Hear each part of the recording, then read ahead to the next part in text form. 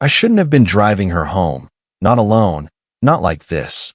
But the moment I saw her leaning against the car, the late evening light catching the gold in her hair, I felt my chest tighten in a way I couldn't name. She slid into the passenger seat with that effortless grace that made everything around her seem slow, deliberate. Her perfume was subtle, almost like vanilla and warm rain, and it wrapped around me before she even spoke. "Thanks for driving," she said, her voice soft, calm, but with an edge that hinted at something unspoken. I nodded, fumbling with the keys longer than necessary. "Of course," I muttered. My hands were suddenly aware of the wheel in a way they hadn't been 5 minutes ago. She looked at me then, and it felt like she could see everything I was trying to hide. I caught the curve of her smile, just for a moment, before she turned her gaze to the window. The streetlights flickered against her profile, highlighting the quiet strength in her jaw, the vulnerability that flickered there like a secret I wasn't supposed to know. I kept my eyes on the road, but my attention betrayed me, wandering to her hand resting lightly on her lap. And then, almost imperceptibly, it moved, just a fraction, closer to mine as if testing the air between us. My stomach flipped. I didn't pull away. Her presence filled the car in a way I couldn't describe. Every small gesture, how she tucked a strand of hair behind her ear, the way her fingers brushed her knee, made me acutely aware of the space we were sharing. My own hand hovered near mine, not moving, yet wanting to. The quiet hum of the engine became the soundtrack to a tension neither of us dared name. "Are you cold?" I asked, almost without thinking. She laughed softly, a sound that went straight through my chest. "Not at all," she said. But then her hand moved again, this time brushing against my thigh, deliberate, casual, but far from accidental. My heartbeat jumped in response. I kept my voice steady, though I wanted to ask her why. Why now? Why like this? I caught her glance, and for one long second, her eyes held mine in a quiet, unspoken acknowledgement. There was amusement there, a challenge, and something else, something I couldn't quite define, something that made my palms sweat despite the air conditioning humming between us. I swallowed hard, trying to focus on the road, but the moment stretched, suspended in a delicate, fragile tension. Every traffic light, every passing car seemed to echo the space between us, a slow pulse that made me acutely aware of her nearness, the warmth radiating from her side of the seat. Then, just as I thought I could hold on to the fragile silence, the soft click of her phone on the seat interrupted it. Her fingers twitched, and her eyes darted briefly toward the screen, but when she looked back at me, her smile was the kind that promised something I wasn't sure I was ready for. And as the car slowed near her driveway, I realized I had no idea what was about to happen next, or if either of us would ever mention the weight of that hand on my leg. After I dropped her off, I couldn't shake the memory of that hand. My palms itched as if they'd been burned, though the touch had been nothing more than a brush. The car smelled faintly of her perfume, lingering like a quiet accusation. I tried to tell myself it was nothing, but my thoughts betrayed me. She had lived a life that felt larger than mine, and I could sense the stories hiding behind her composed smile. She once mentioned a long marriage, now dissolved quietly, without scandal, yet the weight of it clung to her. Her eyes carried fragments of regret and loneliness, the kind you couldn't put into words but could feel in the pauses between sentences. And me? I was just 20, still figuring out how to navigate the world, yet drawn inexplicably to someone who seemed both untouchable and achingly human. There was a risk to everything between us. The age difference was only the surface. Social perception, whispered judgments, the easy laughter of my friends that would cut sharper than any words she might say. These were invisible walls we both knew about. And yet, when she smiled at me in that faintly mischievous way, the barriers seemed to crumble for a heartbeat. I noticed everything about her. The tilt of her head when she thought, the small sigh that escaped her when she leaned back in her chair, the way she crossed her legs just so. Each gesture was a quiet confession, and I found myself staring longer than I should, trying not to let the admiration show. I told myself it was respect, curiosity, but it wasn't. She, in turn, moved in ways that invited yet restrained. Her hand brushed my shoulder once, and I felt heat spread from the point of contact. She laughed lightly, as though testing my reaction, then immediately pulled back, giving the impression of propriety. But her nearness lingered in the air like a scent I couldn't shake, a subtle gravity that drew me closer despite reason. There were moments when our conversation veered too close to personal truths, loss, longing, mistakes made too late, and we both hesitated, searching the other's face for judgment or understanding. She never judged, and somehow, that lack of condemnation made every unspoken word heavier, every glance more dangerous. The first time our hands lingered at the table while she adjusted a glass, I felt it, a tether, fragile yet unyielding. Her fingers brushed mine, just barely, and then she looked up, caught my gaze, and smiled. A smile that held acknowledgement, warning, and something I couldn't yet name. My stomach flipped, my chest tightened, and for a moment, I wanted to say everything I'd been thinking since that car ride, but I didn't. Instead, I let her hand retreat, and the pause that followed became its own confession. The air between us hummed, charged with something neither of us dared define, yet undeniable in its intensity. The simple act of proximity, of shared silence, had become an unspoken promise that neither of us would be entirely alone tonight. I wasn't expecting company that night. The apartment smelled faintly of her vanilla-scented soap, the dim light casting long shadows across the living room. I sat on the edge of the sofa, my hands gripping the cushion as if it could anchor me against the storm of thoughts I wasn't ready to name. She perched beside me, just close enough that our knees brushed. The contact was accidental, but neither of us moved away. My pulse hammered in my ears. I wanted to say something, anything, but the words lodged in my throat, stubborn and sharp. Then, the sudden vibration of her phone startled me both physically and emotionally. She picked it up, glanced at the screen, and smiled faintly, shaking her head. A text from a friend, innocuous, but it pulled her attention just long enough for the moment to hang between us like smoke. When she looked back, her eyes held mine for too long, too fully. I felt like I'd been seen in a way I wasn't prepared for, completely unguarded. We talked about nothing and everything in the same breath. Her hand shifted slightly on the sofa, brushing mine again, a feather-light touch that sent shivers up my arm. My own fingers twitched, betraying the desire I was trying to contain. The space between us seemed impossibly small, charged, each breath a countdown. At one point, I thought she might lean closer. Her shoulder nudged against mine almost imperceptibly, her scent wrapping around me in a way that made my stomach coil and my chest tighten. My mind screamed caution. This is wrong. This is risky, but my body ignored it. A knock on the door made us both jump. My heart stopped. We froze, eyes wide, tension snapping taut. It was only the neighbor, just a courtesy check.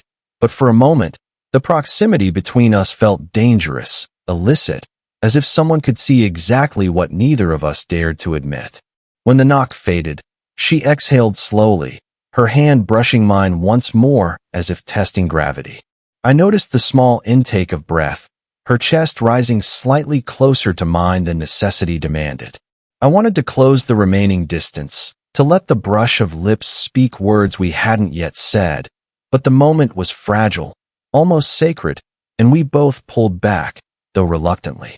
Every glance was a conversation without words, every pause an electric current we didn't dare name. Guilt and desire tangled inside me, each vying for dominance. What would people think? What would she think if I gave in? Yet the thought of letting go was unbearable. We sat there, closer than ever, hearts thudding in tandem. I could feel her warmth radiating through the thin fabric of our clothes. She shifted slightly, her knee brushing mine in a slow, deliberate hesitation. I wanted to reach for her, to bridge the final gap, but the tension held us suspended, deliberately, painfully. And yet, even as we tried to resist, the air between us seemed to draw us together, a magnet neither of us wanted to fully acknowledge. One hand lingered on the armrest, the other nearly touching, and in that fragile, unsaid space, we both understood, nothing would ever be the same again. The room felt smaller tonight, Or maybe it was just her presence making the air thick. I could sense her before I even saw her, the soft rustle of her coat, the subtle click of her heels. When she stepped closer, the space between us shrank, unspoken permission and defiance mingling in the air. I shouldn't be here, I murmured, almost reflexively, though my chest heaved with the weight of unsaid truths. Her gaze held mine, steady, unflinching. Why not? She asked, her voice low, smooth, teasing. Do you think it's wrong? I swallowed hard, the words tangling in my throat. Wrong or right didn't matter anymore. The line between caution and surrender had blurred. I wanted her closer. I needed it. And I could see in her eyes that she wanted the same. She stepped forward, and our knees brushed again. The brush of her fingers against mine sent a tremor through me I couldn't hide. Her hand lifted slowly, hesitating, before brushing a stray strand of hair from my forehead. The touch was lightning in slow motion, gentle yet deliberate. My breath caught. She leaned slightly toward me, the warmth of her body pressing against mine ever so lightly, and I felt the gravity of the moment pull at every rational thought I had left. I can't stop thinking about it, I confessed, voice low, almost a whisper. About this. Her lips parted slightly, eyes darkening with something I couldn't yet name. Desire, fear, curiosity, maybe all three. She swallowed, a soft hitch in her breath that made my pulse spike. She didn't pull back. Instead, she let her hand linger, tracing the edge of my jaw with the lightest touch, her thumb brushing my cheekbone. I shouldn't, she murmured, voice trembling just enough to break the surface of her composed demeanor. But I can't either. Everything slowed. The hum of the city outside, the soft tick of the clock, even my own heartbeat seemed to echo audibly in my ears. Her nearness was intoxicating. I could feel the warmth of her breath brushing my temple, the faint scent of her perfume wrapping around me, a tether I couldn't resist. I wanted to close the distance, to press my lips to hers, to bridge every second of tension that had built between us. My hand lifted almost on its own, hovering near her shoulder, trembling slightly, caught between hesitation and impulse. Her eyes held mine, and for a heartbeat, the world vanished. There was only us, only the unspoken promise, the dangerous edge of surrender.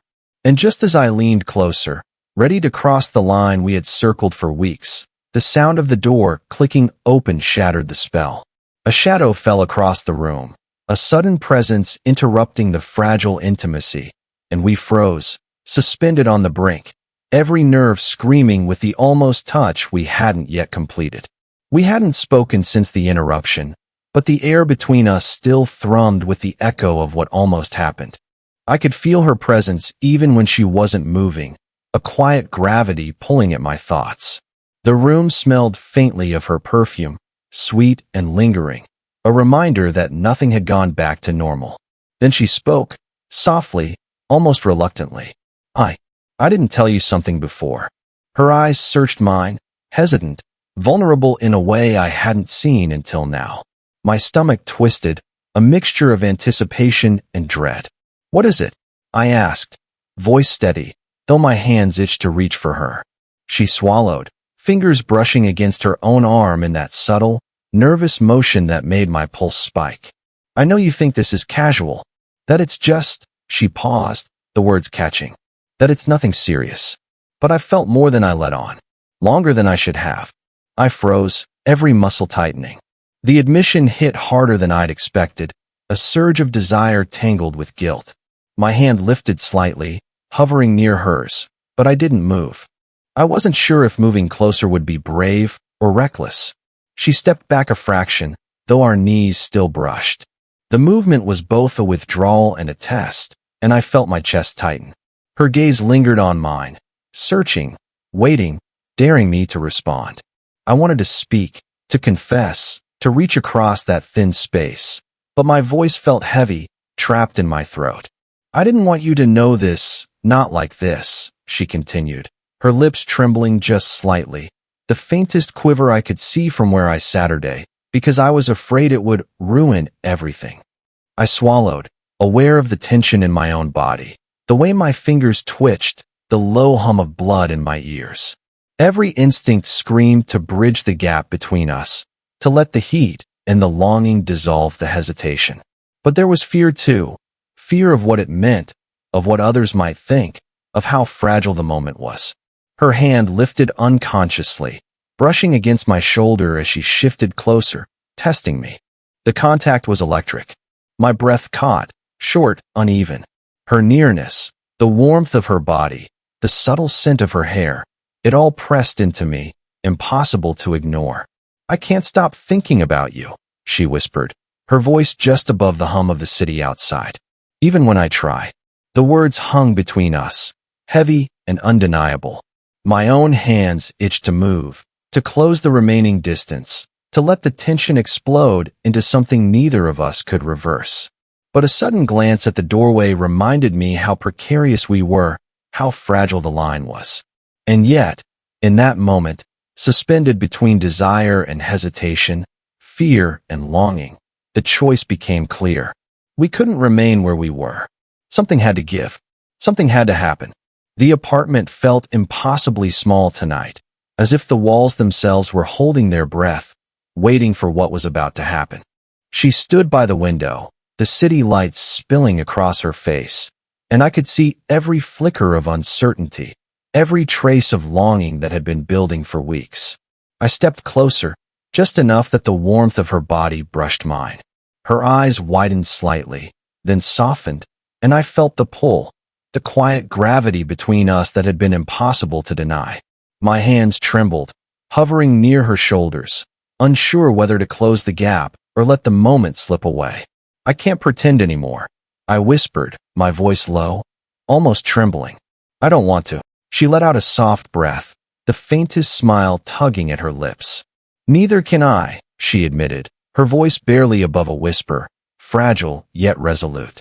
Her hand lifted, brushing against my cheek, and the lightness of her touch belied the intensity behind it. My chest tightened, every nerve alight with anticipation. For a heartbeat, we froze, inches apart, the world outside irrelevant. Her breath brushed against my temple, warm and teasing, and I realized just how much I had wanted this, feared it, imagined it. The tension that had been building, the near brushes, the stolen glances, the whispered confessions, all converged in this single, fragile moment. I reached up slowly, fingertips grazing the line of her jaw, careful yet intentional. She leaned in, just enough that her lips were dangerously close, her eyes fluttering shut for a fraction of a second. The smell of her hair, the faint rhythm of her heartbeat against my chest, made my resolve crumble. Desire and fear tangled together, messy and human, impossible to separate. I began, but words failed me. Instead, I let instinct take over, letting the truth of my longing guide my next move. She responded instantly, tilting her head slightly, her lips brushing against mine in the gentlest, most electric kiss, deliberate and unhurried, a confession in itself. Time seemed to bend. Every hesitation, every stolen glance, every quiet conversation, every small touch, all of it found its release in this single, raw moment. We pulled back just slightly, foreheads resting together, breathing mingling, hearts pounding in tandem. There was no pretense now, no masks, no unspoken rules. "I understand you," she whispered, her voice trembling but steady. "All of it. And I want this. If you do too." I nodded, a smile breaking through the tension, messy and real. "I do," I said. "All of it." For the first time, the distance between us didn't feel impossible. Every secret longing, every risk, every hesitation had led to this. We had crossed the line together, not recklessly, but fully, humanly, without regret. And as we held each other, finally unguarded, the world outside the apartment ceased to exist. Morning light filtered through the curtains, soft and forgiving, painting the room in gentle shades of gold. She sat beside me on the couch, legs tucked under her, and I could finally breathe without the weight of hesitation pressing down on my chest. Our hands found each other naturally, fingers intertwining in a way that felt inevitable, comfortable, and yet electric. We didn't need to speak at first. The silence was warm, filled with the memory of every brush of skin, every near confession, every moment of tension that had brought us here. Her head rested lightly against my shoulder, her hair spilling across my chest, and I felt a quiet steadiness settle over me. No pretense, no fear, just us. I was nervous, she admitted softly, her voice almost lost in the morning light. About everything, about us, about what people might think about you. I tightened my grip on her hand, giving a reassuring squeeze. Me too, I confessed. But none of that matters now. Not really. Not when it's us. She smiled, small, vulnerable, yet entirely confident in a way that made my heart ache with recognition. It still feels a little unreal, she murmured. Her thumb brushed across the back of my hand, slow, deliberate, but good unreal. I leaned closer, pressing a gentle kiss to her forehead. The best kind, I said, and she let out a soft laugh, the kind that fills a room and leaves echoes in your chest. For a long while, we stayed like that, wrapped in each other's presence. Every doubt, every whisper of fear about the age gap, every imagined judgment from the outside world faded into irrelevance. Here, in the quiet of the morning, we were simply two people who had found each other, messy and human, and decided it was worth the risk. Eventually, she shifted slightly, resting her head on my shoulder properly this time. I tilted my head, pressing mine lightly against hers. Our fingers remained intertwined, the warmth of our hands a quiet promise. The apartment felt brighter, but it was her closeness that lit everything.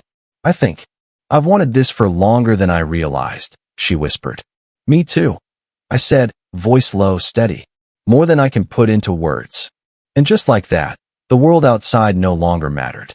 We had crossed boundaries, faced fears, and surrendered to the messy, human, beautiful pull between us. Now, all that remained was the soft, undeniable reality of being together, fully and openly.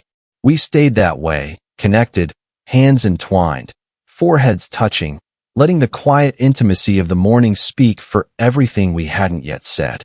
There was no rush, no pretense, just the simple, human satisfaction of closeness and understanding. Did you enjoy the story? What kind of stories would you like to hear next? 7.